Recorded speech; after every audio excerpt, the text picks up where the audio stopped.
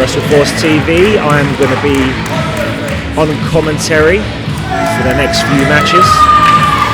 This is James Farrell, former WrestleForce champion. I've decided I'm going to come out and scout the competition, get to see who's up and coming at WrestleForce, see who's got a bit of momentum. And first up we've got Nathan Angel, somebody who I'm very familiar with.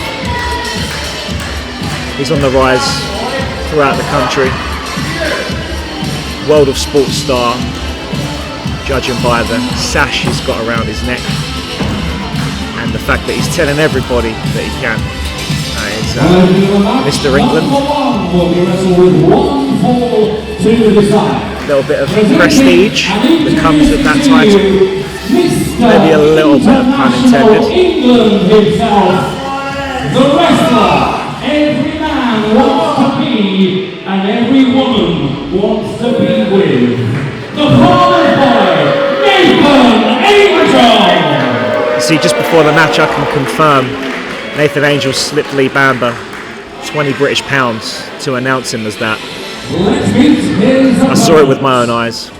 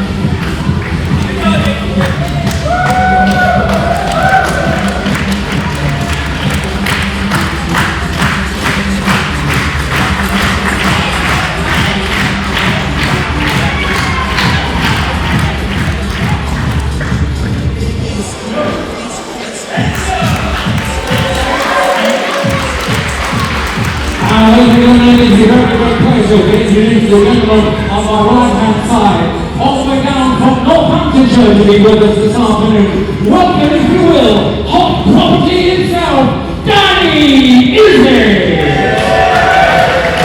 As you heard the fine voice of Lee Bamber introducing Danny Isit with the English rose on the purple trunks. I'm sure Nathan Angel is livid, as he likes to think of himself as the...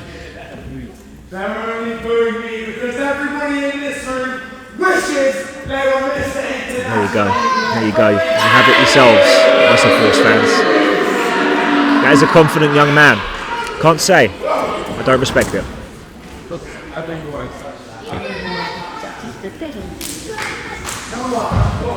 Danny outside the ring, seemingly not happy with how Nathan's treated his jacket. Looking for the support of the WrestleForce crowd in Aylesbury. WrestleForce has run in many times. I've wrestled in Aylesbury a lot myself. Bit of hesitance in Nathan Angel locking up despite all the trash talk. Fine ring gear on both these gentlemen. Nathan's new ring gear, I must say, with a nice leather looking touch in there. It makes all the difference, you see, when you wrestle someone who's got that standard of ring gear. Let me tell you now firsthand as a wrestler, it does make you think if they're willing to invest that much into themselves, how good must they be? Crowd firmly behind Danny. Can you blame them for Nathan's introduction of himself?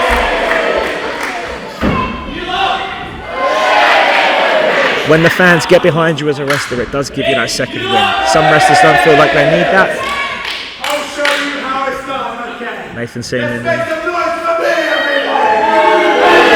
expecting the crowd to cheer for him, judging from his very brash opinion of himself. Doesn't need it though, shrugged it off.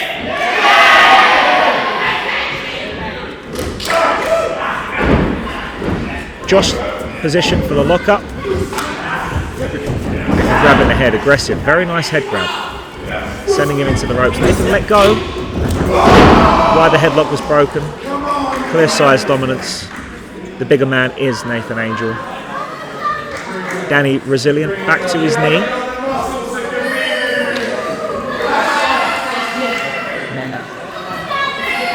I saw that, Danny. I saw that.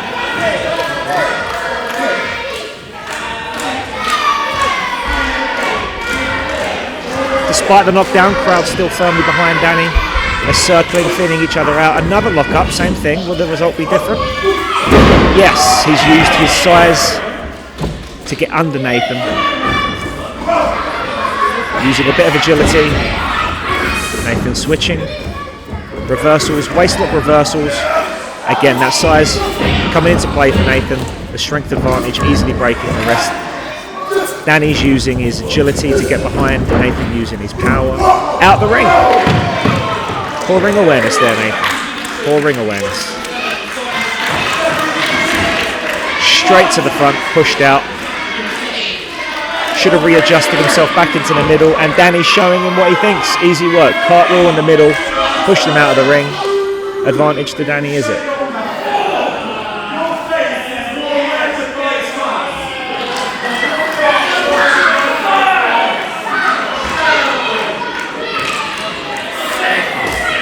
Getting past them with the WrestleForce crowd. Frustration seeking in. More advantage growing to Danny. He has got a 10 count. Does he? He's on 8. Does he know? He does. Using the entirety. Danny with the headlock. See that? The momentum has shifted. Danny easily taking that hit. Nathan trying to trip. Sleeping over. To feet. He knew that was coming. Danny is just luring him in. Wonderful arm drag. Nathan trip. Very good. Very good.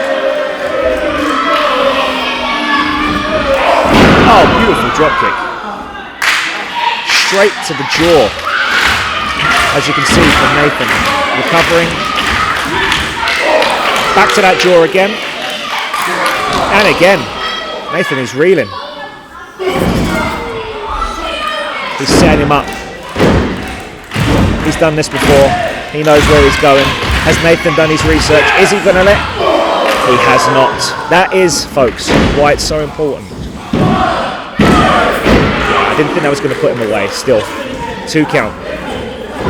Signifying Danny is firmly in control here. Will the tables turn? This is Nathan's finisher. There's a variation of the pedigree. Clearly Danny's done his homework. That move, you usually want to weaken your opponent down a little bit before you can hook their arms and drive their face into the mat.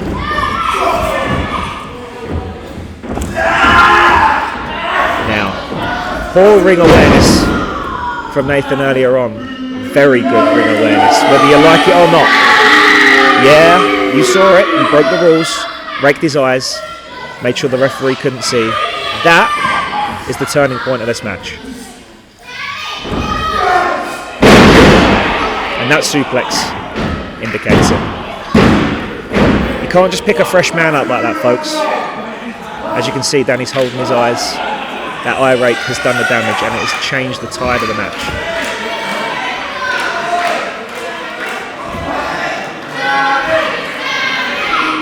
He's confident. Nathan is confident. But that earlier interaction with the crowd is paying off as the crowd are behind Danny.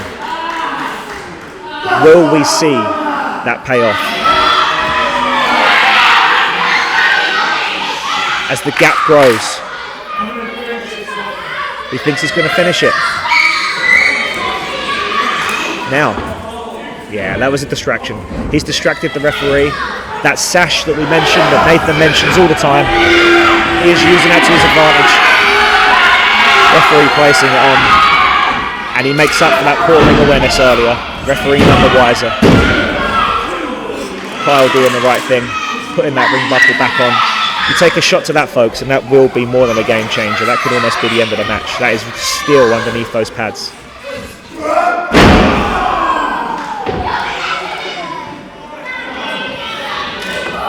Crowd still hopeful. Some Danny chants in the background.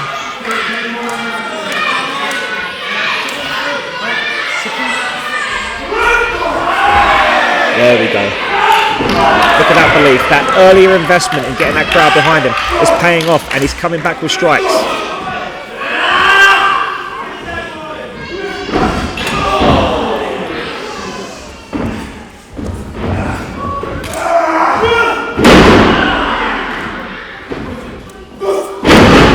Wonderful elbow drop. That's one of my favourite moves there, I must say. Executed perfectly by Nathan. Elbow dropping right across the upper part of the chest, sometimes onto the jaw.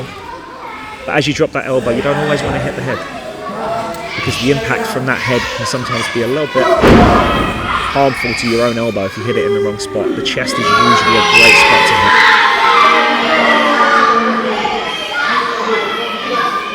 He's trying the same again. Is Kyle going to fall for this again? He has. He's gone for that sash once more.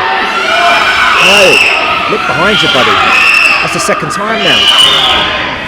You can hear the crowd voicing their displeasure. That's 2 times he's got away with that. 2 times. Danny is really struggling here. Now, if Nathan keeps picking up this momentum, he is not going to be able to turn the tides and reverse this. Big draw behind with the crowd here. They're getting behind Danny. Danny is fading. Nathan using that leverage of that bigger frame, not only to wrench that jaw, but to put his body weight behind it too.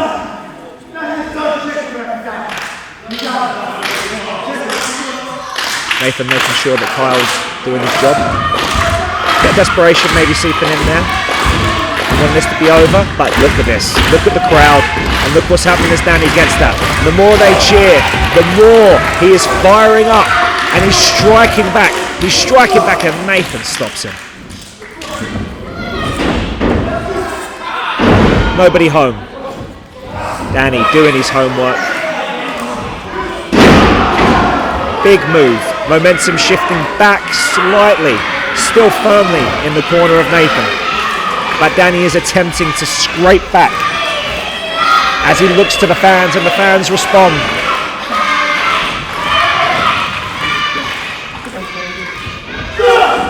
Luring him in for a strike. And again, is Nathan going to fall for this a third time? He is. That frustration is seeping in.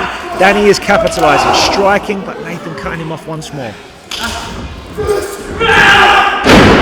And that anger from all the underhanded tactics boiling up inside Danny. Fez press, strikes.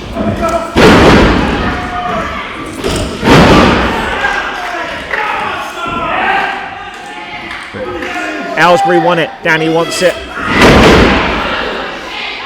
We are almost back on a level playing field with that shining wizard to the face. Can he recover in time to hit a big move? Pin him, Danny, come on. No bias, of course. No bias on my side. He's going for that big move, but Nathan telegraphing it.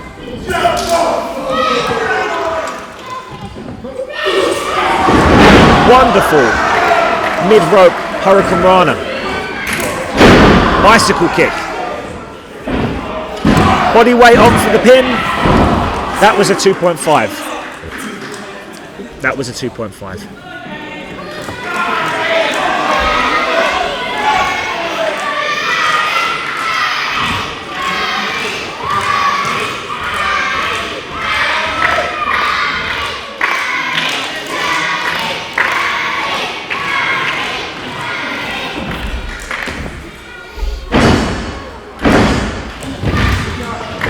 Nathan looking at Danny though, just wise. He was obviously going to telegraph that, facing straight at him. Beautiful power slam.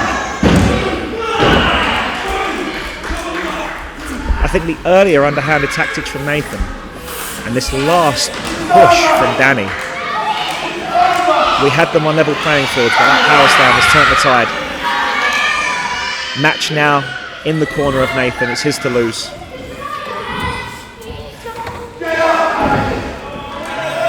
He wants to finish this. He wants to get home. He wants to get back down to the farm. Daylight saving hours still in.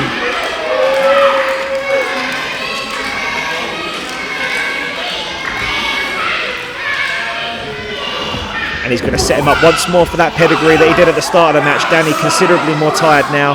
As you can see, the arms were able to be hooked, but he's still got a bit of fight in him. Jackknife pin, 1, 2.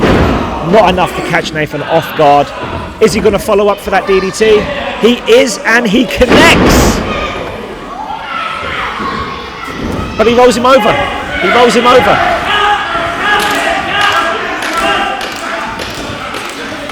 He's been working that head all match, folks, and he's going to go for a crossface, a move that will push that shoulder. And there is an interference from somebody else who I'm very familiar with. That match is over, but Kyle, as good as he is, he has missed 2 major points in this match, and the third one, once again, has saved Nathan.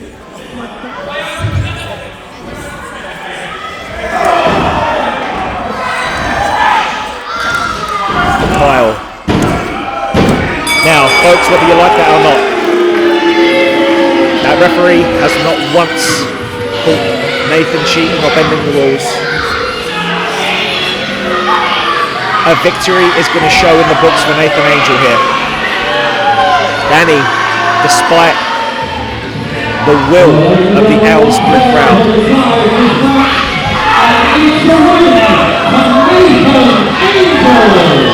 as Lee Bamber has pointed out.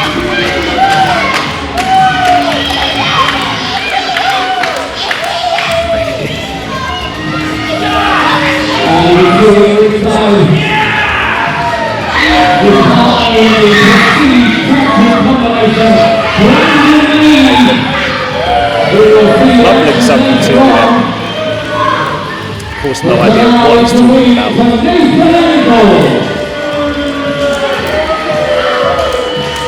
Nathan and the much larger Brandon Lee now. Easy work there, indicating that Brandon now going to go back and get ready for his championship match with Jack.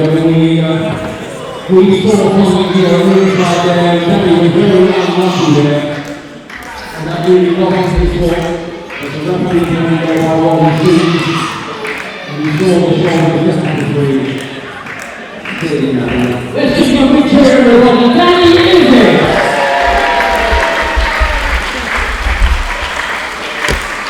Folks, that's match 1. Subscribe. Let us know what you think of the match in the comments. I've been James Farrell.